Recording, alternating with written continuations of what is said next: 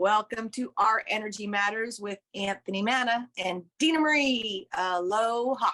Aloha to you too. And today I was just thinking, I wrote a little note to myself in one of my folders and I said, we got together in 2020.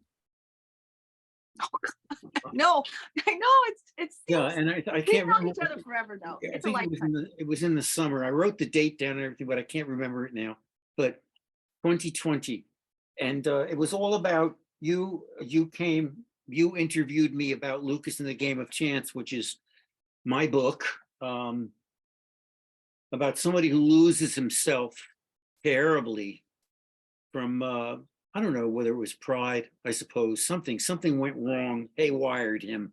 And so he has to go off to the heavens, to the spirits, to find himself. And I felt like, holy mackerel, now that I know you so much better, this is a book that you could definitely understand because you've helped so many people down that path of coming back to themselves, learning how to live with themselves and love themselves.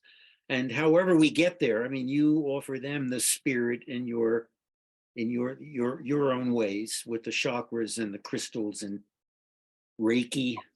And if you look at the book, the cover's a spiral. So we spiral out of the middle would be God, spirit. And then we get lost. We get lost along the way. And then one day we decide to make a journey back. That's where I get the serpent there. Yeah, that's nice. And he goes to destiny. He goes into the heavens to destiny because his culture told him that if he goes to destiny, he can help himself. So that was when it all started on your show, which I should say is Lift Your Spirits, appropriately named. And ever since then, we've been friends and we've been, what can I say, just helping each other along our journeys. And today is episode 83. We've done these 83 times. These well, actually 84 because God struck lightning on us last week. Yes, he did. Yes, and I lost a power for almost 3 days, and it was no heat, no electricity, nothing, no water because we have wells, and it was we were just getting ready to go to a motel when we said, well, why don't we try this? Why don't we go out to dinner somewhere where there is electricity? So we wound up in this Thai restaurant. And then we came home and we said, the lights are going to be on. I know. And we got here and they weren't. So we said, oh, crap. Now what do we do? So we just, I don't know, we just wandered around. And then 3 o'clock in the morning, I kind of ran around and did a dance. Yeah, light. Heat. Let there be light. Let there be light. So anyway, today I say to everyone, episode 83, what we do is we meet on our Zoom meetings, let's say, put it that way. And today it's from blocked to restored chakra energy. And I quote from you in your book, Our Energy Matters. I quote from you in your book, clear up your chakras and your every wish is our universe's command. And in our episodes of Our Energy Matters, we explore the practices and poetics of physical, mental, and spiritual self-care revealed through Dena Marie's intuitive soul search, discoveries, and prescriptions for living a blessed life, a life anointed by well-being, self-love, healthful connections with others, and enlightened and balanced body, mind, spirit, energy. I think when I read that out loud, sometimes I think it sounds like it's bordering on poetry. Today, I intend to be your guide, a kind of gracious docent, leading the way to the presence of a spiritually endowed, creative, and compassionate healer who awakens seekers and searchers to the depths of their goodness, their wondrous, blessed self-anoint, their wondrous blessed self, anointed with the sacrament of self-love. This healer, a guardian of what I call celestial arts, angelic arts, I could say, inspires her seekers, her clients, to reside in the domain of their soulful identity, where she gently challenges them to ask profound existential questions that fathom the very nature of being here and now in this moment and this one and this one. Questions. Who am I? What do I desire? What is blocking my engagement in the miraculous process of bringing seeds of energy from the universe to thrive in the ecstasy of my being? And then I woke up with these, so I had to retype this whole thing because it just came to me. When will I awaken to the bliss of helping, serving, respecting, loving others in and outside my orbit? Questions like these help me ponder the wonder of spirit, soul, mind, body connection in Dena Marie's, and here we come, enlightening book with an electrifying title, Our Energy Matters, The Art of Crystal Reading, to which she added a third enticing title for seekers who come to her sanctuary of enlightenment, and also to your island on the West Coast, sanctuary of enlightenment, to what? Well, here's the title: to learn how to manifest our heartfelt intentions. So I say to you, I've said this once before, maybe 2 times, 3 times, I don't care. Full stop. Heartfelt intentions. Dena Marie, put on your endowed truth seeker mantle and tell your seekers, your clients, your students in search of restoring their loving grace, their self-love, self-wonder, about the empowerment engendered, I almost said engineered, I like that too, engendered by a heartfelt intention. It's simple, isn't it? Well, you just acted on something that we've been pondering for a while, and I think it stemmed from, you love yourself. You want to make your life better, so you used your throat chakra and your power chakra. You expressed yourself, and like I said, you put your foot down with the root chakra, and that's because you love yourself. And because we were taught not to love ourselves, that's your heart chakra, then we become doormats and martyrs and all resentful and all these things. So it seems weird to love yourself, because you even did a show with me where they said it was selfish. It's even in the definition that you're being selfish if you love yourself. And a lot of religions, they do not want you to, they don't teach you to love yourself. And I never prayed for myself. I remember years and years of always praying for everyone. And until I started doing this work, I realized I never really wanted anything for myself. Isn't that odd? No. Who else do you have control over?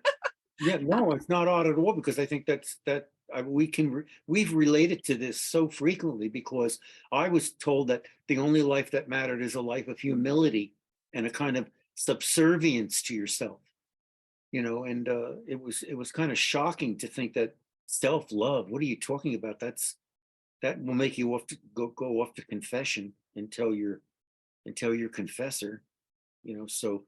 Well, anyway, I love hearing you talk. And then I go on here. I say energy, energy, energy. To be sure, our energy matters. As a pilgrim moving beyond a threshold where I have come to treasure slowly, resolutely, joyfully the life force, the soul force energy of empowered chakras. Why? Why, you ask? Chakras distribute universal energy throughout the body. Here's what Dena Marie wrote clairvoyantly about the relevance of chakra vitality. Quote, this life energy, or prana, flows down through the top of your head, the crown chakra, through your spine, to your pelvic floor, the root chakra. And I thought, when I first started listening to that, I really didn't know anything about chakras. And then when I started realizing that we owe it to ourselves to understand it, because it's how we can live a full life, a very satisfying life.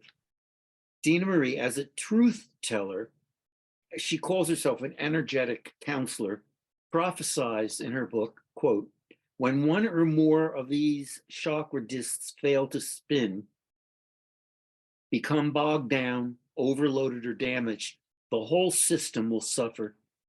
All these components, and it's so easy to get out of kilter, isn't it?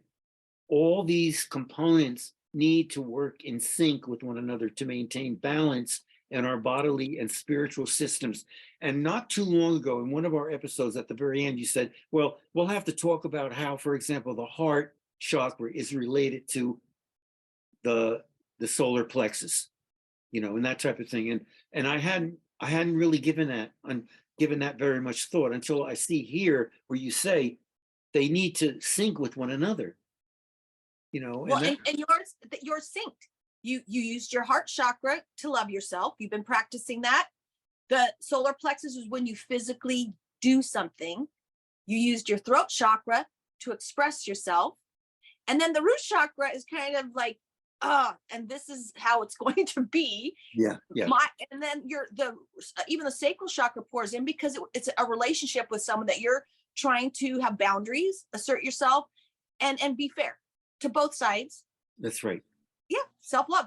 That's where it started. Yeah. Okay. So, I think that's so important to hear because it does create a balance, and so the way you just described it as the relationships among the chakras becomes so relevant in terms of how we can live a full life, an honest life, a sincere life. Well, and I can bring up the brow chakra and the crown chakra in that scenario too, because if you don't have someone to talk to, like we talk about things and then we kind of have a resolution and we might act on it. Otherwise you go mad in your head thinking about something you have no control over. And it kind of, remember I told you, then that's the world you create. So we have to have all of our chakras spinning. If it's an idea, you and I talk about it, it feels good, you act on it, you work well with other people, that's your chakra spinning. But a lot of people are just stuck in their heads. It's driving people crazy. And they're thinking of things they have no power over, nothing. They have no power over most of the things they're thinking about. So we have to go back to mastering the mind and think about the things we do have control over, our health, our finances, our closest relationships, and how we spend our time. Right. And I think I add to that, I think one of the things that one of your themes, let me put it that way, is that we need to be with the people who support us and love us and are positive and not, not Pollyannish. I'm not talking about that. It's more like we can support one another. There's a reciprocity of love and caring and concern. And that's why I think maybe that's why I added that question in my dream. When will I awaken to the bliss of helping, serving, respecting, loving others in and outside my orbit? Because I think that that's also something we have to learn. And it's your energy. So I've been focusing on something and then I bring it back to the present moment now, right? Be here now, be. And then all of a sudden opportunities open for me.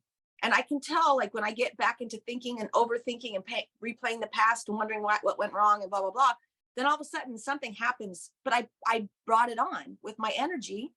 So again, I think our phone call just now went by so quickly because we were just in a really good space talking to one another. I'm like, Yeah. where'd time go? Yeah, I know. It was like a blink of a moment. But I think when I say a drum roll, blaring harmonic trills to announce the help sanctioned by Dena Marie as an alchemist when she comes to her seekers, her clients' rescue, and offers healing prescriptions for blocked chakras in a sacred pathway within the inner sanctum of her book. She wrote, becoming conscious of our chakra blockages allows us to make necessary changes to heal our past and become whole and free-flowing individuals again.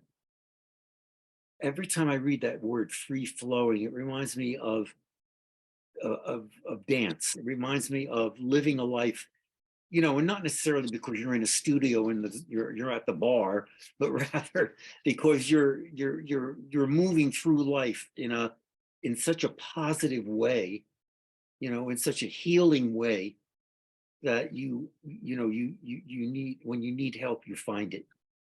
I always said life should be a musical. Just dance. I dance a lot, but that's life is a musical. What song are you playing? It's a universe, one song. What song are you playing?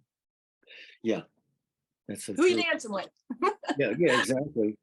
Who are you dancing with? And then, you know, chakra, I go to the back of your book, the back cover, to what is called the chakra cheat sheet, where we're all invited to place crystals on corresponding colors. Now, we talked about crystals a while back, and we went through the whole concept of what crystals can do. So the right side column faces the left side column in the back of your cover. The right side is the marvel of longed for and cherished color crystal chakra convergences from the crown chakra down to the root chakra. The left side is where we find our spellbinding examples of block chakra energy. And yes, yes, yes, Dena Marie's empowering prescriptions for rediscovering harmonies, signaling internal energy forces and virtues. To the back cover, we now leap. In the episode preceding this one, we rejoiced in witnessing healing remedies for a blocked heart chakra. A black heart chakra. Wow. Yeah, I like that one too. Dena Marie, come forward and tell us how a healthy heart chakra influences, is that the right word? The solar plexus in the throat. Well, again, a perfect example of loving yourself. And so I'm going through something and I think thoughts of what I could say. And my heart's like, Dena, that's not what you say, And so that's my head's just like, that's not what you do. So I don't act on it. So I'm just sitting here and I'm going to get this. I'm not sure what it's going to be, but Spirit's going to give me the right words at the right time. And I'm just listening to my heart. But when I think of saying something and what I was going to say is hurtful and mean, because that's where I'm starting to think negative. But I'm waiting for Spirit to give me words and it's going to feel right. And then with the solar plexus, I will use my throat chakra physically to either write or text or call. And it works all the time. But it's that patience and timing and not trying to fix things before it's time to fix things. And also, I say being the bigger person, but being cruel to other people is just going to bring more negative energy to yourself. Oh, so people that come from this and have the black heart, like you said, and come from the solar plexus are usually the bullies. And they're the ones running around knocking everyone's chess pieces off the board. And do they win? Yeah, they win. Are they happy? No. So the heart chakra with the solar plexus is, I always call it eggnog yellow. It's in the book. It's when you empower yourself. It's like the lion with the lamb. He knows he can take it out, but he's just laying there. Yeah. Use it wisely. Use your power chakra wisely and use it when you're speaking from your heart. Isn't that beautiful? And so so can you go over to, with the time that we have left, which is not very much, but can you go over to the left side column where you illuminate the disturbances, the maladies, what you call the blockages of folks who seek your blessed guidance and heartened solace, your spiritually endowed awareness. Tell us about the solar plexus, that alone right now, What, the dis-ease or the on the left column where the blockages are for, let's say, the solar plexus. Well, for me, it's usually you have anger issues. Also, it goes with shame, but the dis-ease could be ulcers. It could be stomach issues. There's all kinds of things that go with that. The heart chakra, when it's blocked because it's building up energy in your abdomen, really. So people that have blocked chakras usually have anger issues. They have ulcers. They have stomach issues. But the best way to do it is to open your heart. But when people have been hurt as children, you can understand why they don't. But it takes practice. And that's why I like the Reiki and the hands-on healing and someone being with you that you can talk to about your childhood and get it all out. And then normally, because it opens up, they cry a lot. Yeah. So when I go to the solar plexus, for example, the blockages are powerlessness, stomach related issues. You just talked about anger, which you just talked about. What's the prescription? Participate in the martial arts. I can see, yeah, because that would be like, you know, and then getting that energy out. Yeah, exactly. You know. And Boxing. also, I would say also take a dance class, you know, because that you can move, you know, and activate it. Cry at a sad movie. Oh, I do that all the time.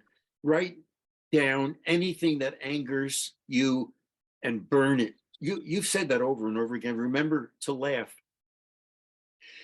Burning is something that I did, you know, and it was within a journal where I had been in a very bad relationship, and it felt like it's like those papers you buy in the stores that sell new age materials, and you burn them as a kind of prayer because it's like the incense going up and releasing itself into the universe. And I just thought the whole idea of burning, and I think a lot of people could benefit from that. You know, write that letter to your father, your mother, the friend who rejected you. Just get it out, you know, and Let it go, because you're not forgiving them. You're moving forward. Anger is cancer. Anger is a cancer. And if you hold it inside, it's going to make you sick. So forgiveness is a gift to yourself, which sounds weird, but having a thought about anybody in your life, or even a politician, any of that stuff that brings that anger back into your stomach, it's not healthy. It's not good for you. It's going to cause some issues. So if it feels bad, write it, get it out, and burn it. burn it. Oh boy. And episode number 83 with an insight about risks and risk taking. This is when I saw this, I thought of you. It says to reach out to someone is to risk. What is the risk when you reach out to someone? What is the risk of being rejected? Yeah, Someone saying no. I learned in sales, you know what? Let them say no. And a lot of times people do say no, and 2 months later they say yes. So you can't take even if you like someone and you ask them out, it doesn't matter. Just be okay with it. If you don't ask, you won't know, and then you can move on to the next thing, and it will eventually pan out. And that person might come back to you anyways. Yeah. And I think the idea too is that you could risk intimacy, and some people find that really frightening, you know. And I think that's, you know, involved in this business of the risk to reach out to someone.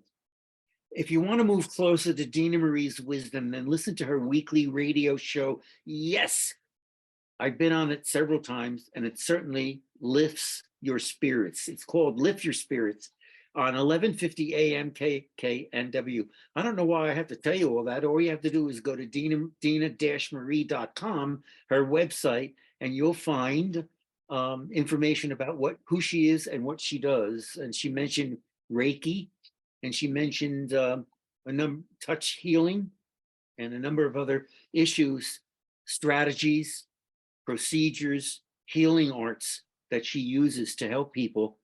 And you'll also find that very much involved in her book, the stories of people who have come to her. She's also very active on Facebook with sometimes with daily chakra insight into chakra energy blockage and prescription. And also you'll find startling photographs of the island she inhabits. And it's a wonder to be there. My website for an interview with Dena Marie is anthonymannabooks.com. So if you go to my website's media section for my Podbean podcast, you'll find an interview with her and with a number of writers, authors, illustrators, poets, because my website is all about the energy matters through writing and reading for very young children, going all the way up to adolescence, all the way up to the tip of adolescence, beyond adolescence, for coming to the world of literature and the literary arts to come to yourself.